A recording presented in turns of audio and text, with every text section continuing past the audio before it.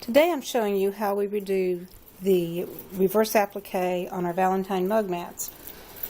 And this is a series of, I believe we're going to have about 6 different designs on this. And I've done 2 thus far, and I'm working on the 3rd one. And what the reverse applique portion is going to be the center of the mug mat.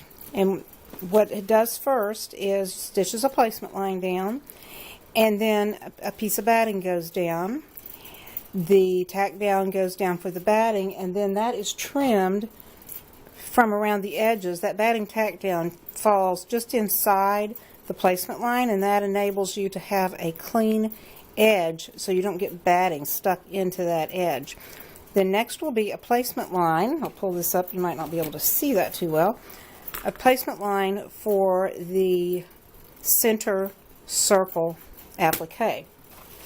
Now in this one I'm going to put a white piece, and I'm just going to lay it over top of this placement line, take it to the machine, and it will tack that down. Now typically when I do an applique, I want you to get as close to the tack down line of trimming off the excess fabric as you can without going into the tack down and cutting the stitches.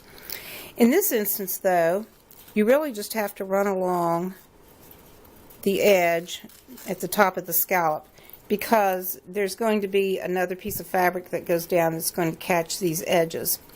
So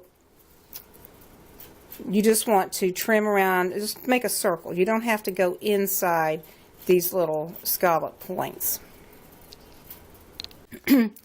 After you have tacked down the scallop center, that will then do the quilt design, and then continue doing the embroidery stitches that will fill up the center. In this instance, the bird and the birdhouse, and in this instance, it's the bee with the bee mine lettering. So I'm going to take this back to the machine, and I'm going to let all this stitch out the embroidery, and I'll bring it back, and then we'll continue with this project. All the embroidery has been stitched down, and what I'm going to do now is lay the top fabric piece over the entire design and go all the way out to all 4 side placement lines, and this is what makes it a reverse applique.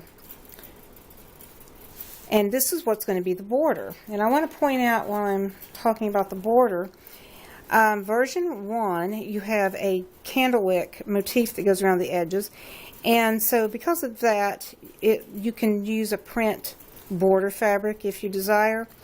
But version 2, and then this version 3 that I'm doing right now, has some decorative ornaments along the corners, and if you try to do that on a print, you're liable to lose the ornament and not be able to see the edges. The one that I'm going to do right now has a different ornament on it, as well as the candle wick that's on here.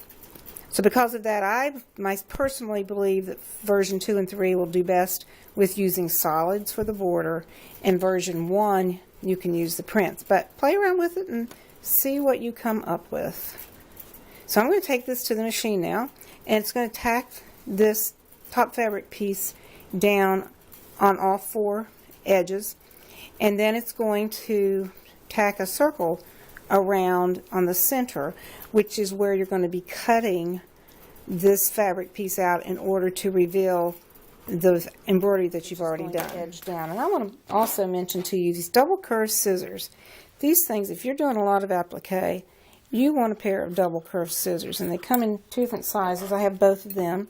This is the long handle and this is the short, and there's just different reasons that you would want to use the 2 different sizes when you're going down into the hoops that the multi-needles use. They're deeper, and so I like to use this longer version, and then on small designs and where I'm using my single needle and the hoop is not as deep, I like to use the shorter one. So you really want to check these out. These are really, really nice to get around your edges.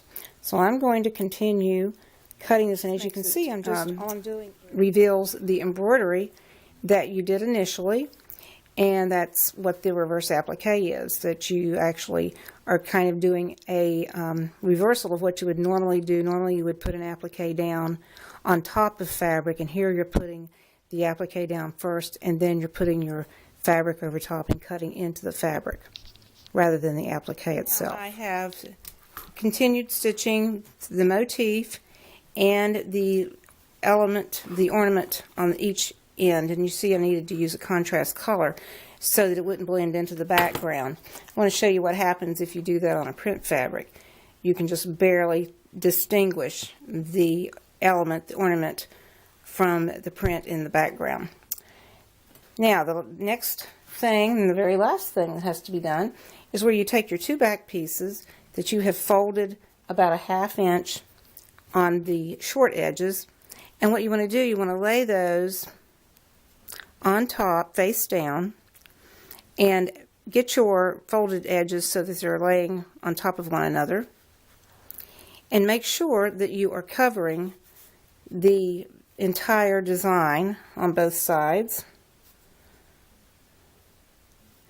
And now what's going to happen is the machine's going to tack this down all around, and you do have the potential of your machine, especially if you're using a single needle, to catch in each opening right here. So what I like to do is put some tape down, and I find Scotch tape to be the best rather than painter's tape. And if you just lift this up right here and see where that stitch is below, that's where the needle is going to come down to tack this down as well. So you really just need a piece of tape on both of these sides, right there where that stitch line is from underneath. If you prefer, you can just put a piece of tape all the way across. I'm going to take it to the machine and tack this down. Now you can see how the stitch went right over across that piece of Scotch tape that I have on there, and then that Scotch tape will just tear off real easy. I do also want to point out that there is a final stitch that you do not stitch, and it is to keep the machine from moving to the center, or to keep the needle from moving to the center, which could possibly jam and catch into this opening right here. Now what you'll want to do is trim off your edges and turn through this opening right here and give it a good press, and then with steam-a-seam you can close that edge. Steam-a-seam comes on a roll like this, and you just cut a piece off to the length of your opening, and one side has adhesive on it and one side has a paper on it, and you just iron the side with the adhesive down where you want to close up and let it cool, and then you just pull this paper off and you have the adhesive left on your fabric, and then iron back down then the top part. I do want to recommend that your steam-a-seam, that you keep it in a plastic bag, because as with any adhesive, it will dry out if you don't keep it closed up and sealed. I hope you enjoy this little project,